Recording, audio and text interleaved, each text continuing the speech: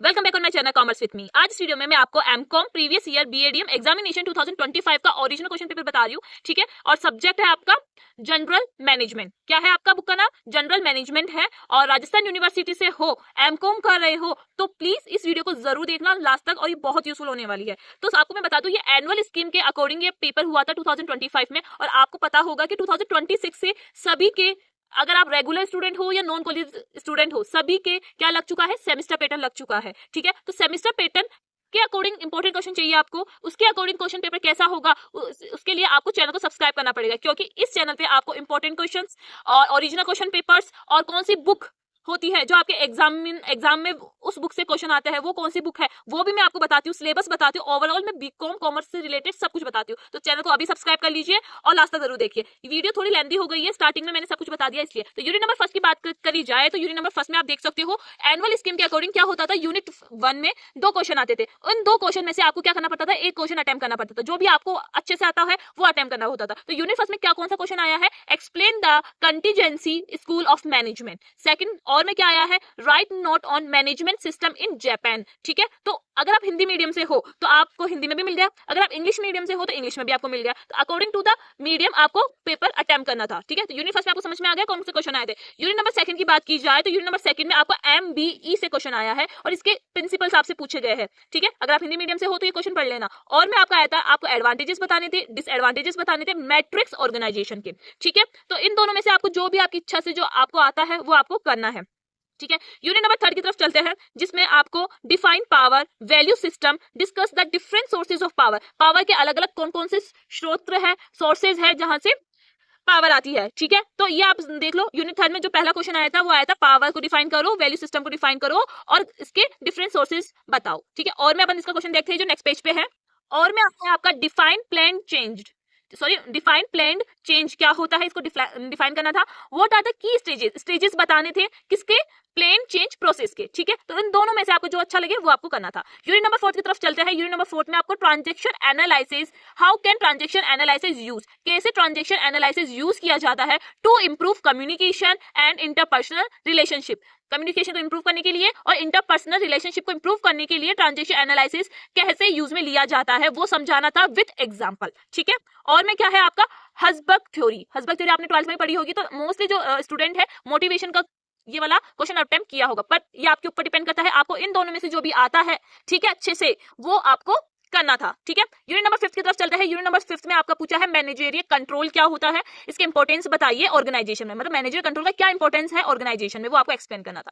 और में क्या है? एआई। देखो एआई का ट्रेंडिंग अभी बहुत चल रहा है, तो इसमें देखो एआई का क्वेश्चन में पूछा गया है, तो how is artificial intelligence influencing the role of manager in organisation. कैसे एआई मैनेजर के रोल में इन्फ्लुएंस करती है, ठीक है, वो आपको समझाना था, ठीक है। ये हुआ एनुअल पैटर्न। और मैं आपको बता दूं, अगर आप फर्स्ट टाइम मतलब इस ईयर में आप क्या कर रहे हो, नॉन कॉलेज से पेपर, मतलब नॉन कॉलेज या रेगुलर आप कह सकते हो, अगर आप रेगुलर हो या नॉन कॉलेज हो, ठीक है, या मतलब आप पीजी कर रहे हो, पीजी में आपको क्या क्या आ गया? एमकॉम आ गया। एमकॉम में भी आपको पता है ना कौन कौन से आते हैं, एक तो आता है बीएडीएम बिजनेस एडमिनिस्ट्रेशन, एक आता है आपका एबीएसटी।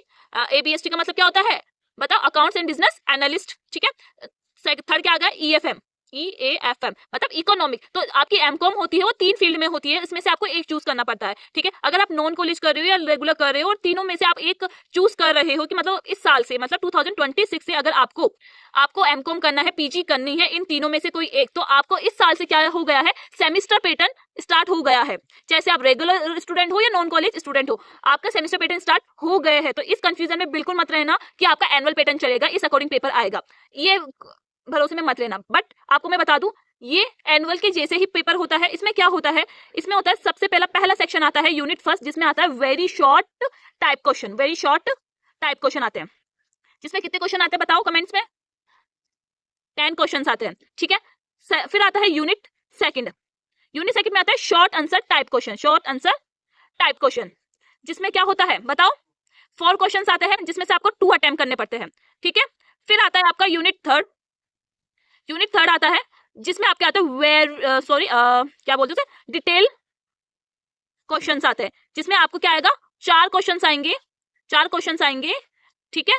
8 क्वेश्चंस आएंगे। 8 क्वेश्चन में से आपको क्या करना है? 4 क्वेश्चंस अटेम्प्ट करने हैं, ठीक है। तो मैंने आपको एक ओवरऑल व्यू दे दिया है कि अगर आप नॉन कॉलेज हो, रेगुलर स्टूडेंट हो, 2026 में पीजी कर रहे हो इन तीनों सब्जेक्ट में से किसी भी एक में, तो आपका जो पैटर्न होगा 2026 में वो होगा 3 यूनिट के अकॉर्डिंग। पहली यूनिट आएगी जिसमें वेरी शॉर्ट आंसर्स क्वेश्चंस आएंगे, जिसकी वर्ड लिमिट आपको क्या होगी, 2 लाइन या 3 लाइन, ठीक है। यूनिट सेकंड है जिसमें शॉर्ट आंसर्स होते हैं, जिसमें आपको 4 क्वेश्चंस होंगे, उसमें से 4 में से आपको 2 क्वेश्चंस अटेम्प्ट करने हैं जो भी आपको अच्छे से आते हैं। यूनिट नंबर 3 की बात की जाए तो यूनिट नंबर 3 में आपको 8 क्वेश्चंस देंगे। वो 8 क्वेश्चन कैसे देंगे, वो इस तरीके से देंगे, देखो ऐसे देंगे, यूनिट 1 यूनिट सेकंड, और दोनों में से आपको क्या करना है, एक अटेम्प्ट करना है। दोनों में से क्या करना है, एक अटेम्प्ट करना है। तो ये कौन सी यूनिट में आएगा, ये आएगा आपका 3rd यूनिट में आएगा। तो ओवरऑल ये 3rd यूनिट होती है वो 80 मार्क्स की होती है, ये बात का ध्यान रखना। तो अगर आपको पास होना है तो आपको कौन सी यूनिट पास करवाएगी, आपको यूनिट 3rd ही करवाएगी, मतलब एनुअल पैटर्न के अकॉर्डिंग जो क्वेश्चंस आते हैं वैसे ही आएंगे। तो चैनल को अभी सब्सक्राइब कर लो, क्योंकि प्रीवियस ईयर के क्वेश्चन पेपर, प्रीवियस ईयर के important question, book, syllabus overall यहाँ चैनल पे प्रोवाइड है। और हमारी स्टूडेंट्स से आप पूछ सकते हो कि कितने क्वेश्चन आते हैं कॉमर्स विद मी के, वो चिल्ला चिल्ला को आपके बताएंगे कि 5 में से आपके 4 क्वेश्चन हर साल मिलते ही है। एंड नेक्स्ट वीडियो के लिए आप रेडी रहना। नेक्स्ट वीडियो में मैं आपको स्ट्रेटेजी बताऊंगी किस तरीके से आपको एग्जाम क्रैक करना है, क्योंकि आपके एग्जाम आने वाले हैं जनवरी में, अगर आप सेमेस्टर फर्स्ट दोगे तो। Thank you for watching, bye.